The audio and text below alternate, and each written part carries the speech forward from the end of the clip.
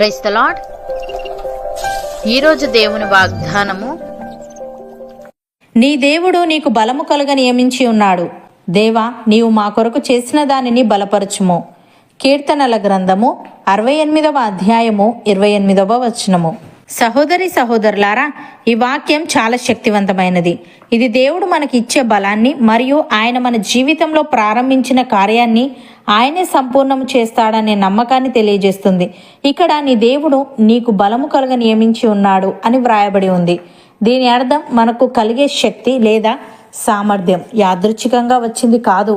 దేవుడు మన కోసం ఒక ప్రత్యేకమైన శక్తిని నియమించి ఉంచాడు. మన బలహీనతలో ఆయన బలము పరిపూర్ణమవుతుంది. బైబిల్ మూల భాషల్లో నియమించడం అంటే ఒక ఆజ్ఞను జారీ చేయడం లేదా ఒక శాసనాన్ని ఖరారు చేయడం అని అర్థం. అంటే మన జీవితంలో మనం ఎదుర్కొనే సమస్యల కంటే దేవుడు మనకు ఇచ్చే బలమే శక్తివంతమైనదని ఆయన ముందే నిర్ణయించారు. ఉదాహరణకు, యోసేపు తన అన్నల ద్వారా అమ్మబడ్డాడు. అబద్ధపు నేరంతో జైలుకు వెళ్ళాడు. మానవ మాతృడిగా అన్నీ కోల్పోయిన బలహీన స్థితి అది. కానీ దేవుడు అతనికి ఐగుప్తు మీద అధికారాన్ని, ఆ కరువు కాలంలో ప్రపంచాన్ని పోషించే బలాన్ని నియమించి ఉంచాడు. మనుషులు యోసేపును పాతాళానికి తొక్కాలని చూసినా దేవుడు అతనికి ఒక ఉన్నతమైన స్థానాన్ని, శక్తిని నియమించాడు. కాబట్టి ఏ శక్తి అతన్ని ఆపలేకపోయింది. అలాగే పౌలుకు శరీరంలో ఒక ముళ్ళు ఉండేది.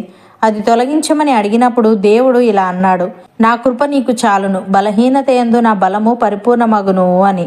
అనగా పౌలుకు ఆ రోగము లేదా కష్టము ఉన్నప్పటికీ సువార్తను ప్రకటించడానికి కావలసిన అసాధారణమైన శక్తిని దేవుడు అతనికి నియమించాడు.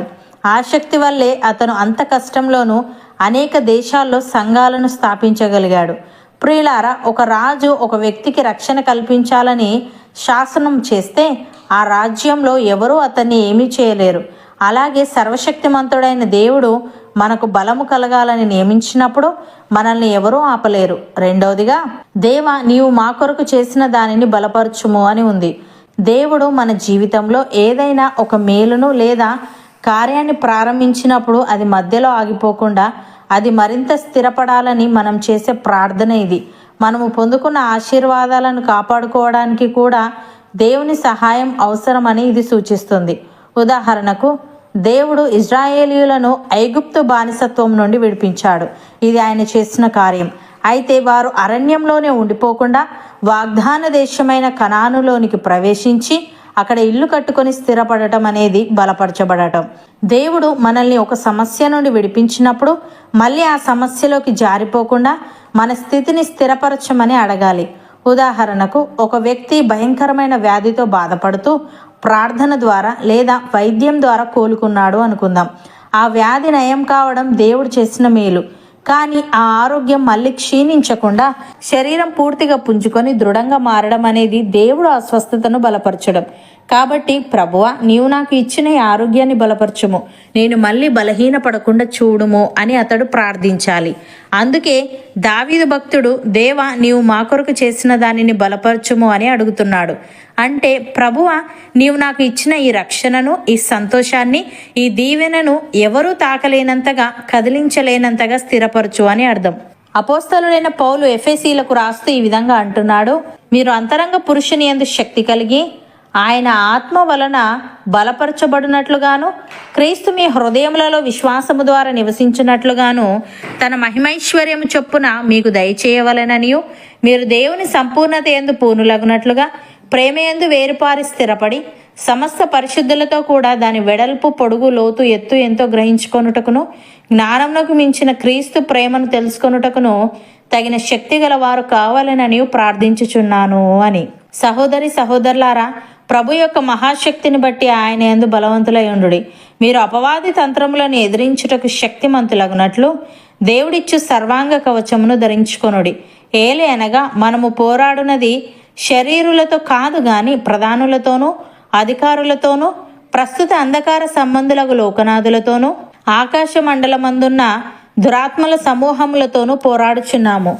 అందుచేతను మనం ఆపద్దినమందు వారిని ఎదిరించుటకును, సమస్తము నెరవేర్చిన వారమై నిలవబడుటకును శక్తిమంతుల మగునట్లు దేవుడిచ్చు సర్వాంగ కవచమును ధరించుకొనవలసిన వారమై ఉన్నాము.